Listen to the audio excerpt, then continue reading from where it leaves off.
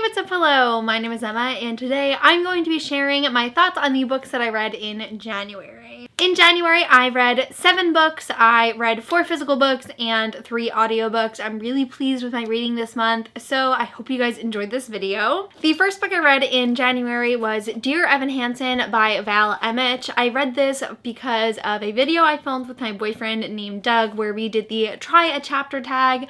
Evan Hansen was the book I decided to continue with, but if you still want to check out my thoughts on some of the other books mentioned in that video, you can check it out in the description. I would not be surprised if you've heard of this title before, as it is the novelization of the award-winning musical. This book follows a boy named Evan Hansen who writes letters to himself to help with his anxiety, and one day one of his letters is stolen by another classmate, and that classmate ends up ending their own life. When Connor is found, he has Evan's letter still in his pocket, so to his parents it seems as if Connor was writing the letters to Evan. I give Dear Evan Hansen 3 out of 5 stars. I did enjoy parts of it, but there were other things about it that I didn't really like. I really loved the beginning of the story. Like, the first chapter made me want to read it enough to continue immediately.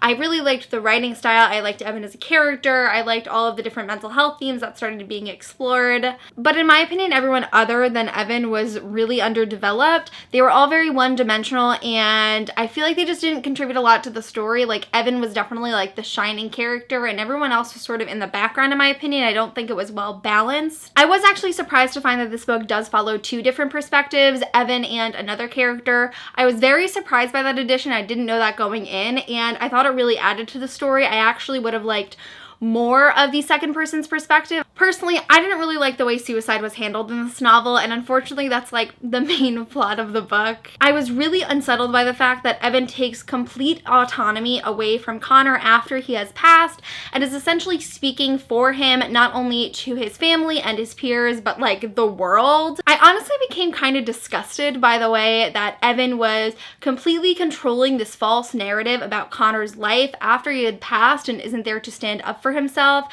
It was just really uncomfortable to read. And honestly, I could have let a little bit of my frustrations go had the ending been more satisfying, but I just don't think Evan received enough consequences for what he did and the mistakes that he made in the story, and it was just very underplayed, swept under the rug, and I just don't think it sends the message that the book had started out trying to tell. So while I'm not mad I read this book and I did enjoy parts of it, I was just left kind of unsatisfied by the way some things were handled, and I really wanted to like it more. I'm not judging the musical by the book because I have heard that there are significant differences and I would be willing to give the musical a chance. The book just wasn't personally for me. The next book I read in January is Bad Blood by Jennifer Lynn Barnes. This is the 4th and final book in the Naturals series. The Naturals is a young adult mystery series following a group of kids with special investigative abilities like profiling, detecting emotion, and lies, and they are recruited by the FBI to help solve cold cases. I started the Natural series so many years ago in like 2014, one of like the first series that I read and discovered by just picking up a book that looked interesting at the bookstore.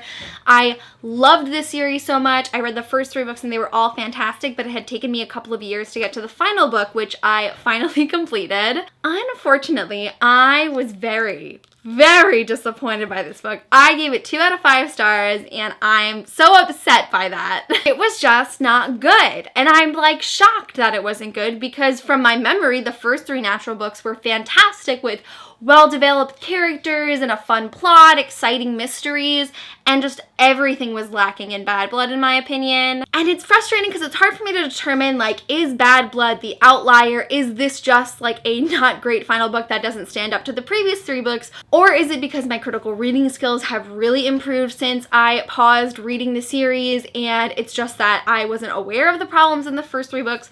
I won't know unless I reread it, but nonetheless, I didn't really like this book. The characters just didn't bring as much to the story as they did in the past. I feel like they kind of were stagnant throughout this last book, where I would have really wanted them to like hit the paramount of their development and us really get deep behind them, but it just didn't happen. In book 3, the Natural series started to take this curve away from like crime and serial killers into the world of cults, and I think that would be an interesting avenue to explore, and I was liking the buildup of it in book 3, but book 4 was just bizarre and just too much. I think an issue with the cults that arose in this book is that we're following two main important cults and they just weren't distinct enough. I feel like they were constantly getting crossed over and it was difficult to keep track of everything. And part of that also leads into another main gripe I had about this book is that there were just too many connections.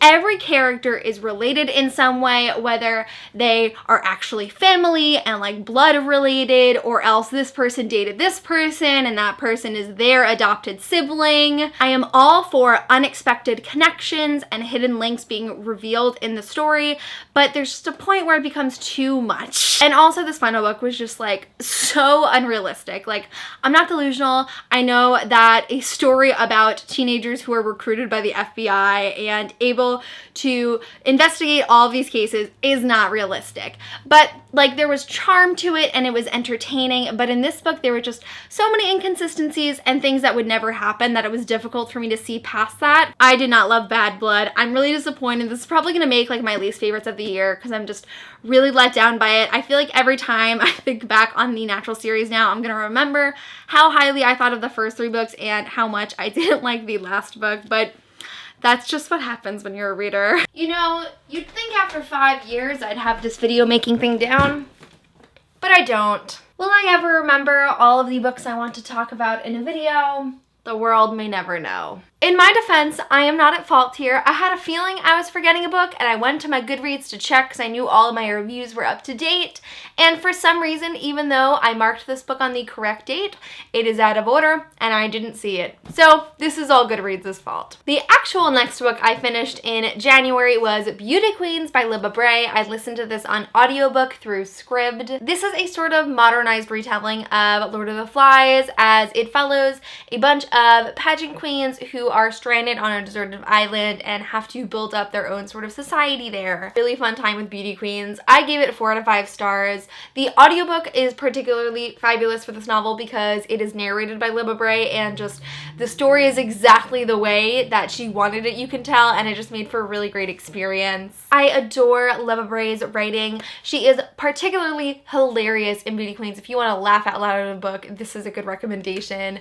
And she's also just so talented in her terms of characterization and plot construction. She's just a fabulous author. Personally, I was not a fan of the choice to use omniscient narration in this story. I don't actually think that's a fault on Libba Bray. Like, I think she's a really fabulous writer. It's just a personal preference of mine and something I clash with on occasion. Sometimes I just really have difficulty connecting with a narrator that fills in all of the thoughts and emotions of every character. I don't know why, it just happens. I did really enjoy the characters in this novel. I don't think any of them are like particular favorites of mine. They're not characters that I feel like I'm going to think about for the rest of my life or anything, but they were enjoyable enough, very unique and distinct voices, which worked really well for the audiobook especially. This book is so freaking diverse in terms of race, sexuality, gender, and disability. It was just so perfectly well-rounded. I'm genuinely surprised this book was published in like 2012 because it beats a lot of contemporary books that are on the market right now. The overall plot is really fun. These girls just get into so many ridiculous shenanigans on this island, and it has like the perfect balance of like a little bit of intensity and suspense, but also humor and fun and entertainment, which I really liked. The only other thing I have to say about Beauty Queens is that I'm a little conflicted on the addition of the political / economical arc that's going on in this story. It's presented very early on in the story, but it really builds up and takes over the plot of like the girls having their time on the island instead at the end. And on the one hand, I thought it really made the story more complex and added much more substance than I think the story would have had without it. And for that, it's a good thing. But the thing is, I was not interested in it at all by the end. Like, it was compelling when there was a little bit of it and it was a kind of subtle subplot throughout the story. But in the end, it like totally overshadowed everything I loved about this book going on with the girls. And that was kind of a disappointment. And along with that, it just got like too big and outrageous by the end. Like, I was rolling my eyes a lot and it like took away away a lot of the charm that the book had because it just felt so extra. So I didn't love the ending of it, but there was so much of the story that brought me joy. I'm so happy I read it, and I would highly recommend. The next book I completed in the month of January is The Poet X by Elizabeth Acevedo. I listened to this on audiobook through my local library. I was just like scrolling their collection because I didn't know what I wanted to listen to next, and I've heard so many people rave about this book that I just decided to give it a try. The Poet X follows a Latinx girl named Xiomara as she is basically just going through the motions of being a teen girl. She comes from a very strict religious household that comes with a variety of different issues,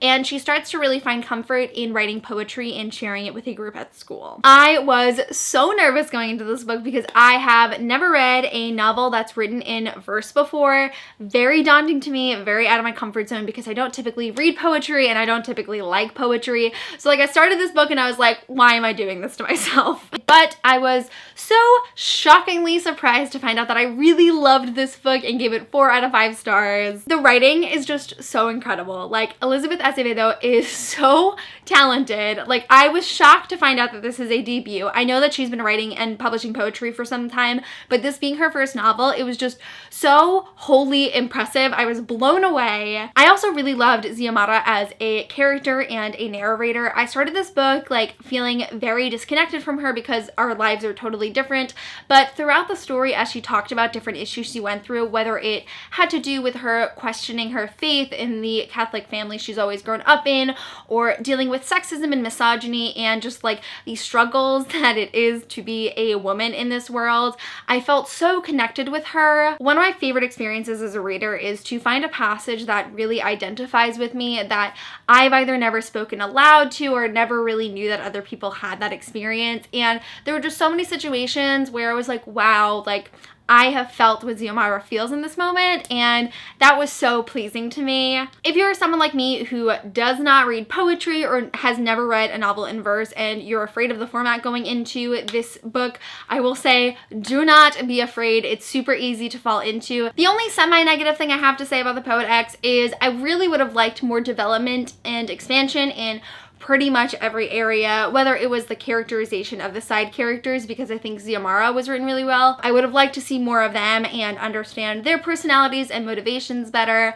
And also in terms of just like dragging out the plot, making the scenes a little bit more full to feel like I was more like connected and present in the story.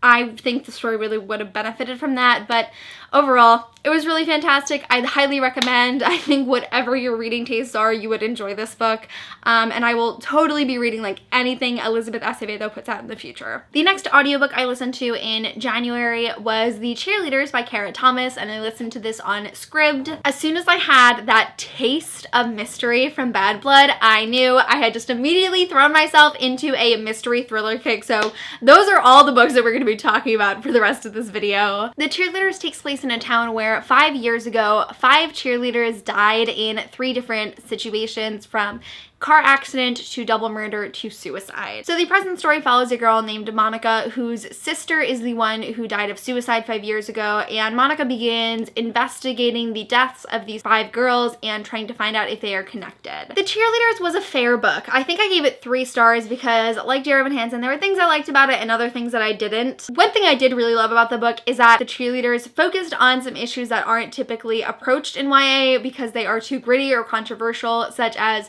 teen pregnancy, abortion, statutory rape, and drug abuse. Overall though, the story just like wasn't that unique in my opinion. When mystery thrillers do something super innovative and break the mold, they are fantastic. But otherwise, they can be very formulaic, and that's what I felt was a big problem in The Cheerleaders. I have read so many books about a person who has to delve deep into their past or their family's past and finds out new information that just keeps skyrocketing and then comes back to affect them in the present.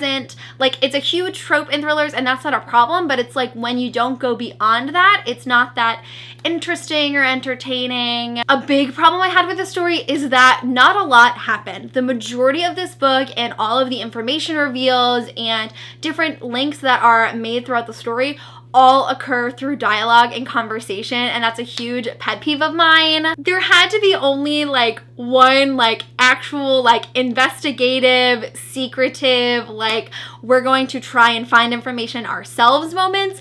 Everything else was found out by talking to other people, and that just doesn't make for a great mystery in my opinion. So the Cheerleaders was good. It wasn't great. I still really want to read Little Monsters by Cara Thomas. I've heard really great things about that one, and most people who have read both prefer that story, so definitely going to be reading more from her in the future. The Cheerleaders was enjoyable. It was fine. It just wasn't anything spectacular. On the upside, the next book I read in January was The Vanishing Star by Maureen Johnson. This just came out. It is the sequel to Truly Devious, and it is one of like my all-time favorite mystery series. The story follows a girl named Stevie who is attending a special school up in Vermont where she is studying true crime, and the reason she's been drawn to the school is because in 1935, during the first year of the school's opening, the founder's daughter and wife were kidnapped and never found, and the only clue was a letter signed Truly Devious. So Stevie has come to Ellingham Academy to hopefully solve the cold case. I've talked so much about how great Truly Devious is. I know you guys have heard me rave about it, but The Vanishing Star was honestly like even better. I loved it more than Truly Devious, which is really saying something. I gave it 5 out of 5 stars, and I honestly think this is going to be a favorite of the year for me. Everything I love about Truly Devious was just amplified in this book. I came away with such a greater appreciation for everything, but especially the characters. I fell so much more deeply in love with Stevie and David especially, but also Janelle and Nate, who I already really loved from the first book. Their dynamics and relationships get way deeper in this book, and I really loved the direction they've gone in. No one talks about it, but Truly Devious is a fairly diverse story. The main character, Stevie, deals with anxiety, and her best friend Janelle is Black and is dating a non-binary character. The mystery in this book is so complex and just really expands on the story of Truly Devious. I don't think anyone could actually predict the route that the story takes in this novel. The next book I read in January is An Anonymous Girl by Greer Hendricks and Sarah Pekkanen. I picked this up on recommendation from my friend Elias, whose channel I will link down below because he always gives me the best thriller recommendations. An Anonymous Girl is an adult psychological thriller that follows a woman named Jessica who sneaks her way into a psychological study in the hopes of making some quick cash. She sits for a simple survey on morality and ethics, and before she knows it, she is thrown into this world of deceit and lies and experiments, and she does not know how to break out of this hold that this psychiatrist has on her. I also listened to this book on audio through Scribd, and I really enjoyed it. I gave it 4 out of 5 stars. I really liked it. I feel like the best words I can use to describe this book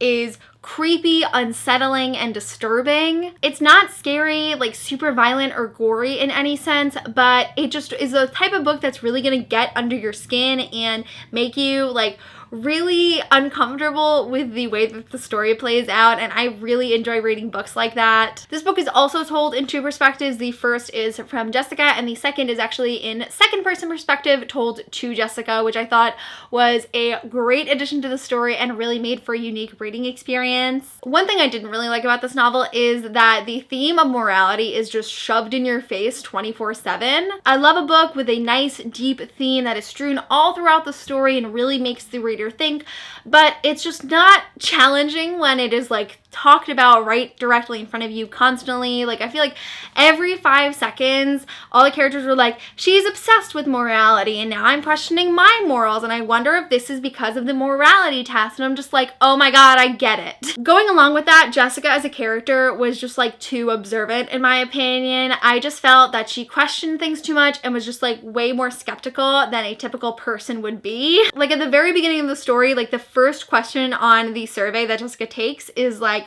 would you lie on a test? And she's like, I wonder why this woman wants to know something so personal and intimate about me. It's like, it's just a freaking question. The reason I have a problem with this is because it felt as if the author's knowledge of what was going to happen in the story was influencing the experiences of the main characters. And it's not like Jessica is like an abnormally intelligent character. She's actually kind of dumb, to be honest, which is why it felt like there was such a rift between authentic characterization and what the authors were setting up in the story, because it just didn't make sense for her to question things as frequently and as deeply as she was. So I didn't love that, and like overall there wasn't anything about the story that was like super shocking that I couldn't have seen coming from a mile away. There were definitely clever points and things that really kept me engaged, but like there are stories that I feel have bigger plot twists that I enjoyed more. Overall though, it was a really fun, entertaining, creepy story. If you are looking for a new mystery thriller to devour, I'd highly recommend this one. And the final book that I read in the month of January is The Case for Jaime by Brittany Cavallero, which is the third book in the Charlotte Holmes series. This series is sort of a modern YA retelling of Sherlock Holmes and John Watson, as the story follows their two canonical descendants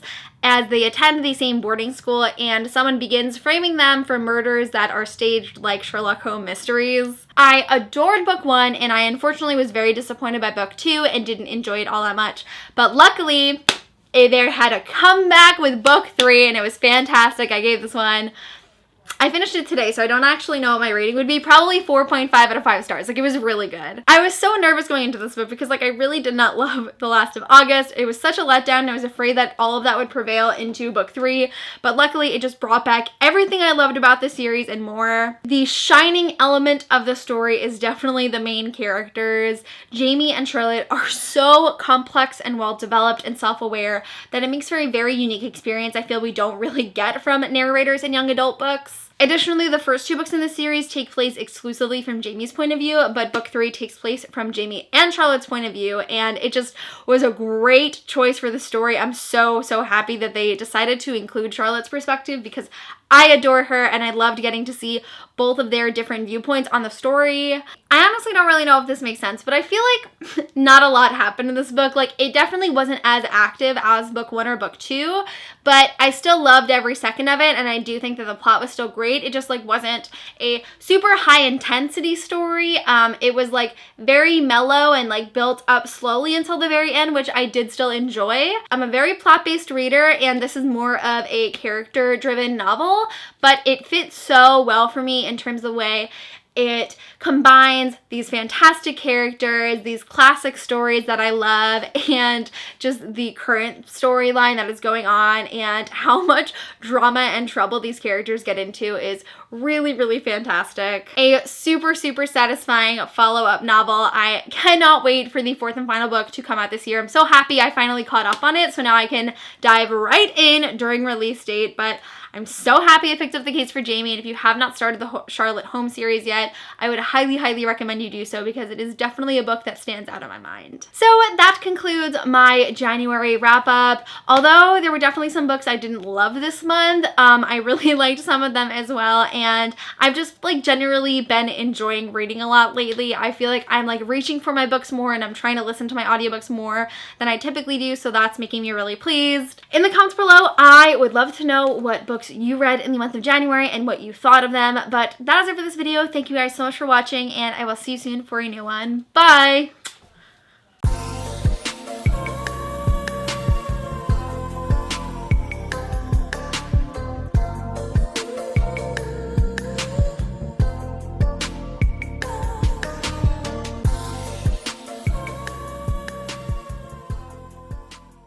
Honestly, at this point, someone should just make like a compilation of like the amount of times I've had to edit in the clip filming 3 days later because I forgot a book and a haul, a tag, or a wrap up. If you have the skills, you should tweet that to me because that would make my day.